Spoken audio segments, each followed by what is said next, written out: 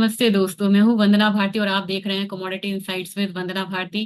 काफी ज्यादा फीडबैक ये आया था कि ग्वार गम या ग्वार सीड पे जो अभी वॉर चल रहा है इसका क्या इम्पैक्ट आएगा, क्योंकि क्रूड ऑयल में तो हम लोगों ने एक तेजी आती हुई देख ली, लेकिन वही तेजी हम लोगों ने ग्वार गम ग्वार सीड में तो देखा। लेकिन रिसेंटली एक जो करेक्शन आया, उस करेक्शन से मार्केट में बिल्कुल पैनिक आ गया कि क्या ये अपसाइड यहाँ पे जारी रहेगा या नहीं रहेगा, या वॉर से या क्रूड ऑयल से इसका क्या संबंध है और वॉर पे ये किस तरीके से रिएक्ट करेगा ग्वार काउंटर। तो आज बात करते हैं ग्वार सीड और ग्वार गम के बारे में। सबसे पहले आपको चार्ट के पास ले चलते हैं।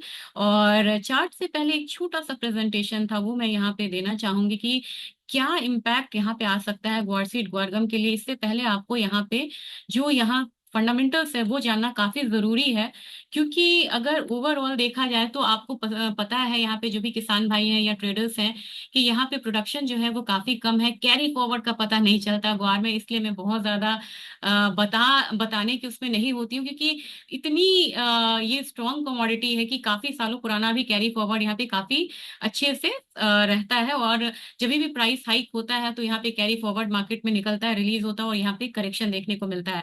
सबसे पहले चलते हैं कि ग्वार के डेरिवेटिव गम प्लस मील का जो यहाँ पे एक्सपोर्ट होता है वो किस तरीके से होता है और किस तरीके से ये नंबर्स यहाँ पे बता रहे हैं।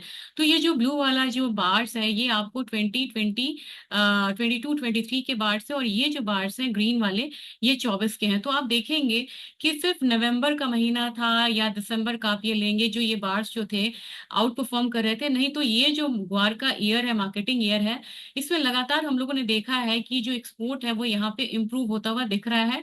खासकर जुलाई का जो डेटा अभी अपडेटेड आया है उसमें भी जो एक्सपोर्ट है नंबर्स ये बढ़ते हुए नजर आए हैं यहाँ पे। फिर 43,000 टन का जो एक्सपोर्ट है वो यहाँ पे हुआ है। और ध्यान देंगे क्योंकि इसमें मील के साथ यहाँ पे ग्वार गम का भी एक्सपोर्ट डेटा है। अगर यहाँ पे आगे बढ़े, ये ग्वारगम का सिर्फ डेटा है जो कि अक्टूबर से लेके सितंबर महीने तक का है। और यहाँ पे हम देखें तो ये जो बार्स है ये आपको बता रहे हैं अक्टूबर से लेके सितंबर तक का, और गम एक्सपोर्ट दिखा रहा है अक्टूबर से लेके जुलाई तक का, ये वाला बार।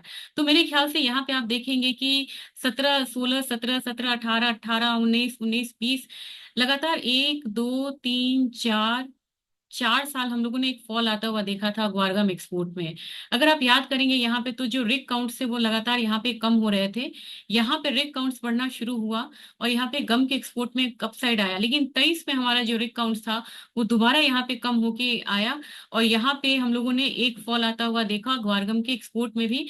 और सबसे बड़ी बात है कि हम इससे सिर्फ रिग काउंट से कम नहीं कर सकते हैं, जैंथम का भी बहुत ज्यादा फर्क पड़ता है और स्लीप वाटर का भी बहुत ज्यादा फर्क पड़ता है। हालांकि वो एनवायरमेंट फ्रेंडली नहीं है लेकिन कॉस्ट इफेक्टिव है, इनसे आधे प्राइस पे अगर वो बिक रहे हैं तो लोग उसे प्रेफर कर रहे हैं। और साथ में वो एक काफी बड़ा एक कॉम्पिटिटिव मार्केट खड़ा कर रहा है ग्वारगम के लिए। हालांकि यहाँ पे आप देखेंगे तो यहाँ पे इजाफा होता हुआ दिख रहा है अभी। अगर इस रिसेंट डेटा को हम ले तो यहाँ पे जो एक्सपोर्ट है उसमें इजाफा हुआ होता हुआ दिख रहा है। और मुझे लग रहा है कि ये जो एक्सपोर्ट है ये यहाँ पे अभी इम्प्रूव होना चाहिए, क्योंकि यहाँ पे प्रोडक्शन जो है ओपेक में भी बढ़ेगा। प्रोडक्शन आपको ऑलरेडी यूएस में हाई है, लेकिन अगर यूएस इलेक्शंस यहाँ पे हो जाते हैं तो मेरे ख्याल से प्रोडक्शन एक बार फिर से बढ़ने के यहाँ पे चांसेस हैं। तो नवंबर थोड़ा सा यहाँ पे यूएस को लेके अस्थिर हो सकता है। और वॉर की वजह से अगर यहाँ पे ईरान में सप्लाई साइड अगर थोड़ा सा यहाँ पे हैम्पर होता है तो यहाँ पे यूएस से लेके बाकी जो कंट्रीज है वो ज्यादा प्रोडक्शन करेंगी, तो ग्वार का डिमांड, गम का डिमांड यहाँ पे बढ़ सकता है। और साथ में देखा जाए तो इन फियर भी वो गम को स्टॉक करके रख सकते हैं। लेकिन सिर्फ हम ग्वारगम के प्राइसेस को इसलिए हायर साइड नहीं बोलेंगे, यहाँ पे वॉर चल रहा है, क्रूड ऑयल प्राइसेस जो है ऊपर की तरफ है। यहाँ पे हमें ये भी देखना होगा कि मील का एक्सपोर्ट यहाँ पे किस तरीके का है, और साथ में हमें देखना होगा कि स्लीक वाटर कितना अवेलेबल है इंटरनेशनल मार्केट में और वो कहीं इस पे शिफ्ट तो नहीं हो रहा है। क्योंकि एक कमोडिटी का एग्जाम्पल मैं आपको देना चाह रही हूँ, 2250 जब एमसीएक्स में निकल था तो वहां पे पिग आयरन बनाया था चाइना ने, उसका सब्स्टिट्यूट, और उसके बाद जो निकल में 400 500 रुपए तक की वो जो लेवल्स थे वो देखने को मिले थे। और वहां से निकल वापसी उस लेवल पे कभी नहीं गया। तो जब भी सब्स्टिट्यूट बनते हैं तो एक थ्रेट मार्केट में फॉरएवर बन के रह जाता है यहाँ पे। तो ग्वारगम में भी अपना हम अपसाइड व्यू रखेंगे लेकिन बहुत ज्यादा नहीं रखेंगे। ये चार्ट के लिए मैं रवि जी को धन्यवाद देना चाहती हूँ, उन्होंने शेयर करा है। इसमें क्रूड ऑयल आपको ऑरेंज वाला पार्ट है और ये ब्लू जो है ये ग्वारगम दिखा रहा है। मैंने इस चार्ट में एक चीज देखा है, अगर इसे आप ध्यान से देखेंगे, क्रूड बढ़ता है तो ग्वारगम बढ़ता तो है, लेकिन उतनी स्पीड से नहीं बढ़ता है। जैसे कि ये वाला रीजन लीजिए, यहाँ पे क्रूड बढ़ा है 22 में, ग्वारगम नहीं बढ़ा। क्रूड बढ़ता चला गया लेकिन ग्वार की प्राइसेस में यहाँ फॉल आया। फिर क्रूड बढ़ा तो ग्वारगम बढ़ा, फिर इसके साथ साथ गिरा, फिर बढ़ा, फिर गिरा। तो हम ये नहीं कह सकते हैं कि यहाँ पे जो कोरिलेशन है वो यहाँ पे स्ट्रांग नहीं है, लेकिन कोरिलेशन यहाँ पे 80% है। जब भी कोरिलेशन की बात हो तो 80 से 90% से ऊपर होता है, वो बहुत स्ट्रांग माना जाता है। तो हम कहेंगे कि प्राइसेस में क्रूड ऑयल के अपसाइड का एक इम्पैक्ट आएगा, लेकिन वो 0.8 से ही यहाँ पे आना चाहिए, बहुत ज्यादा इम्पैक्ट यहाँ पे नहीं आना चाहिए। और बाकी चीजें जो है, जैसे ही हायर साइड आता है, स्टॉक्स रिलीज हो जाते हैं मार्केट में, तो ये सब चीजों जो है लोकल फैक्टर्स, वो यहाँ पे बहुत ज्यादा इम्पैक्ट डालेंगे। और इंटरनेशनल फैक्टर में क्रूड ऑयल इतना ज्यादा नहीं डाल पाएगा जितना कि लोकल फैक्टर डालेगा, क्योंकि ये स्पेकुलेटिव कमोडिटीज भी हैं। अब टोटल रिग काउंट्स अगर आप देखेंगे तो 18 से ये जो रिग काउंट है, ये ग्रीन कलर जो है ये आपको दिखा रहा है, रिग काउंट्स काफी ज्यादा कम हुआ था कोविड में, तो काफी ज्यादा कम हुआ था। और यहाँ पे आप देखेंगे ग्वारगम प्राइसेस जो है रिग काउंट के साथ यहाँ पे डाउन आया है। फिर जैसे जैसे रिग काउंट यहाँ पे बढ़ता चला गया है, ग्वारगम ने भी एक उछाल लिया है और अभी ये बढ़ता जा रहा था। लेकिन अब आप देखेंगे कि रिग काउंट यहाँ पे फिर धीरे धीरे धीरे धीरे कम हो रहा है। तो ये कमोडिटी एक रेंज में रहने की यहाँ पे उम्मीद है।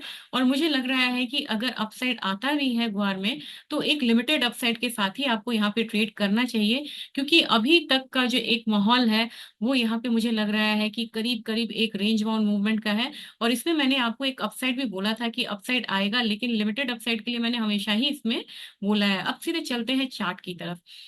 चार्ट देखेंगे तो सबसे पहले हम यहाँ पे गुआर सीड का चार्ट देखते हैं, और ये वीकली चार्ट है। वीकली बेस में करीब करीब 5100 के करीब एक अपसाइड लिया था। और मैंने आपको कहा था कि 6000 जो है, इसे मैं अभी हटाना चाहूंगी, 6000 जो है, एक यहाँ पे आपको फिलहाल फिलहाल में एक रेजिस्टेंस 5800 के बाद मिलेगा। और जो अल्टीमेट इस सीजन का टारगेट मेरा रहेगा, वो करीब करीब यहाँ पे 6081 के बाद मेरा यहाँ पे होना चाहिए 6400 का। इससे ज्यादा का अपसाइड मुझे नहीं लग रहा है। तो पहले तो आप एक करेक्शन का वेट करिए, ये करेक्शन करीब करीब आपको आना चाहिए। मैं ज्यादा भी इसमें डाउन साइड में नहीं रहना चाहूंगी, लेकिन मुझे लग रहा है कि 5400 तक प्राइसेस आएगा। अगर आप डेली चार्ट भी देखेंगे तो आपको लगेगा कि प्राइसेस नीचे की तरफ अभी आएगा।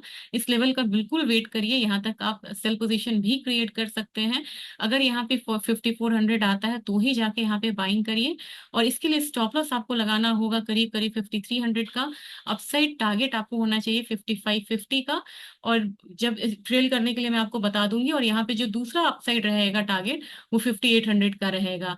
और जब तक इस जोन से, ये जो जोन है, इस जोन से अगर इसके ऊपर की क्लोजिंग नहीं आती है, तब तक हम इसे 6000 या 6200 के टारगेट के लिए नहीं ट्रेड करेंगे। तो आपको ध्यान में रखना होगा, मैंने ये लाइन इसलिए खींचा था क्योंकि इस जोन से बाहर की क्लोजिंग ये नहीं दे रहा है। इसको ध्यान में रखते हुए आप ट्रेड करिए।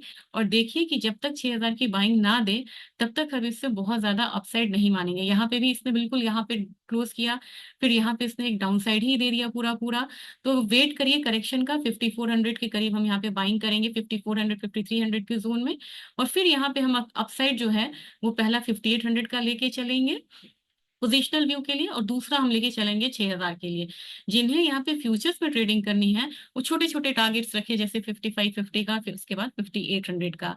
अब ग्वारगम की बात की जाए तो ग्वारगम में मुझे लग रहा है कि ये फॉल यहाँ पे कंटिन्यू रहना चाहिए, और प्राइसेस नीचे में आपको आ सकता है 10,800 तो इजिली ही यहाँ पे आएगा। अगर हम आप इसको डेली में मैं आपको दिखाऊं तो आपको थोड़ा सा नीचे का बनेगा यहाँ पे। और 10,600 700 के करीब आप यहाँ पे एक अपसाइड का बना सकते हैं पोजीशन। फिलहाल आप सेलिंग में रहिए, आपका टारगेट होना चाहिए कम से कम 10,650 का और 700 का। और इसके लिए स्टॉप लॉस आपको लगाना होगा 11,050 के करीब का। तो अभी फिलहाल मुझे लग रहा है कि एक डाउन साइड कंटिन्यू रहना चाहिए ग्वारगम में भी, लेकिन पोजिशनल बायर्स के लिए मौका आ रहा है। जैसे ही 10,600 आए तो आप इसमें एक अपसाइड टारगेट लीजिए, और उसमें आपका जो अपसाइड टारगेट रहना चाहिए वो 11,400 का रहना चाहिए, दूसरा होना चाहिए 11,700 के करीब का। फिर यहाँ पे क्लोजिंग का वेट करेंगे, और क्लोजिंग का वेट अगर यहाँ पे क्लोजिंग आ जाती है तो ही जाके फिर यहाँ पे मैं आपको 12,200 के लिए यहाँ पे बाय पोजीशन को होल्ड करने की सलाह दूंगी। तो यहाँ पे क्रक्स में मैं बोलना चाह रही हूँ, वॉर का इम्पैक्ट यहाँ पे लिमिटेड आ रहा है, क्रूड ऑयल का भी जो इम्पैक्ट है वो लिमिटेड आ रहा है। ग्वार मील, ग्वार गम का एक्सपोर्ट जैसे ही बढ़ता है फिर ये कमोडिटी में अपसाइड आएगी, लेकिन कैरी फॉरवर्ड का एक्चुअल अंदाजा नहीं रहना एक बहुत बड़ा हर्डल है इस मार्केट के लिए। और जब भी आपको 5800 से 6000 का लेवल आएगा, कैरी फॉरवर्ड स्टॉक्स जो है वो रिलीज होगा। लेकिन यहाँ पे नवंबर तक मुझे एक रैली लग रही है ग्वार में, भले ही नए ग्वार जो है वो आने शुरू हो गए हैं, लेकिन नवंबर तक जो है वो रैली कंटिन्यू रहनी चाहिए, उसके बाद ही मुझे लग रहा है कि एक फॉल आना चाहिए। तो वीडियो कैसा लगा ये जरूर आप यहाँ पे शेयर करिए, और ज्यादा से ज्यादा मंडी में ट्रेडर्स या किसान भाई को यहाँ पे आप वीडियो शेयर कर सकते हैं, फीडबैक जरूर दीजिएगा। थैंक